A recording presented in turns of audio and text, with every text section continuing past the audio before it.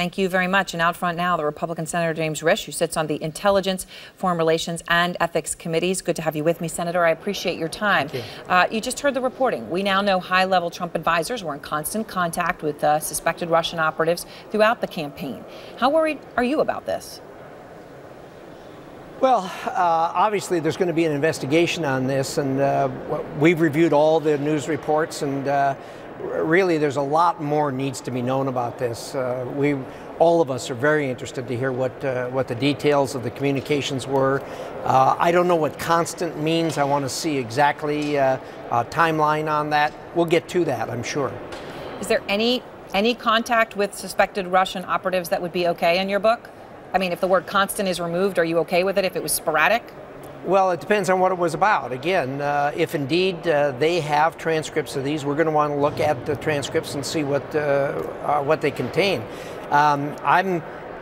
Whenever you have these kinds of things going on, they cause concern to those of us that deal with intelligent matters, and it's going to be looked at. I'm telling you, it's going to be looked at very carefully.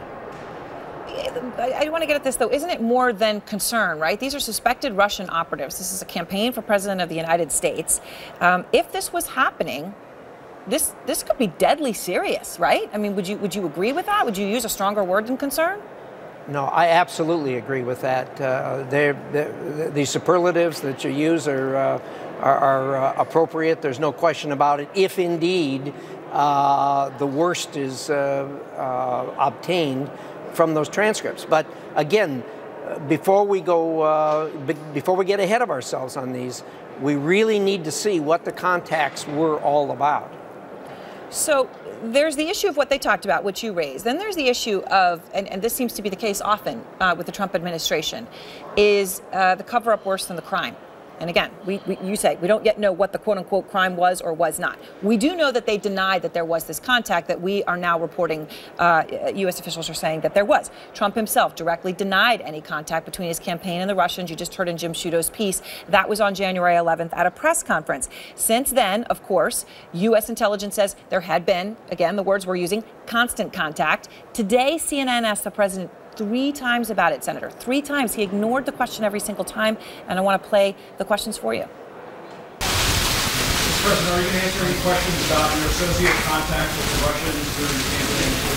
Mr. President, any comment on the reports that there was contact with your senior advisors and suspected Russian operatives during the presidential campaign, Mr. Trump?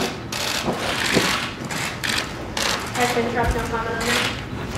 What nonsense about Russian contacts with your campaign? Out. Senator, you heard him. Well, you didn't hear him, right? He just completely ignored that question 3 times. But on January 11th, he had said point blank, no, that there was no contact. Do you think he was unaware of this on January 11th when he said no, or do you think it's possible he lied? You know, I don't know. We're going to have to see if there's evidence that, in fact, he lied. It is entirely possible that there were people on his campaign that were talking with people that it may have been inappropriate to talk with, and he didn't know it. On the other hand, maybe he did, but there is no evidence one way or the other, so I'm reluctant to criticize at this point until I've got all the facts in front of me. We will get to this. And again, I want to get to this point, too, because it's not just Donald Trump who's denied it. His top campaign officials, right, people who may or may not have known about it, point blank denied what U.S. intelligence now says is a fact. The Vice President of the United States, then campaign manager Kellyanne Conway, now White House Press Secretary Sean Spicer. Here is how they have answered this question again and again and again. Did anyone involved in the Trump campaign have any contact with Russians trying to meddle with the election? Absolutely not, and I discussed that with the president-elect just last night. Those conversations never happened. Did any advisor or anybody in the Trump campaign have any contact with the Russians who were trying to meddle in the election? Oh, of course not. Today, can you still say definitively that nobody on the Trump campaign, not even General Flynn, had any contact with the Russians before the election? My understanding is that what General Flynn has now expressed is that during the transition period, well, we were very clear that during the transition period, he did speak with the ambassador. I'm talking about during the campaign. I don't have any. There's nothing that would conclude me that anything different has changed with respect to that time period. So, Senator, obviously it's possible none of the leadership of the Trump campaign, people senior now in the administration, had any idea, right? I guess there's that possibility. Then there's the other possibility, which is that there's a lot of lying going on. How big of a problem would that be? It'd be a big problem if all the lying was going on. Erin, I can tell you, I've run 33 times for public office.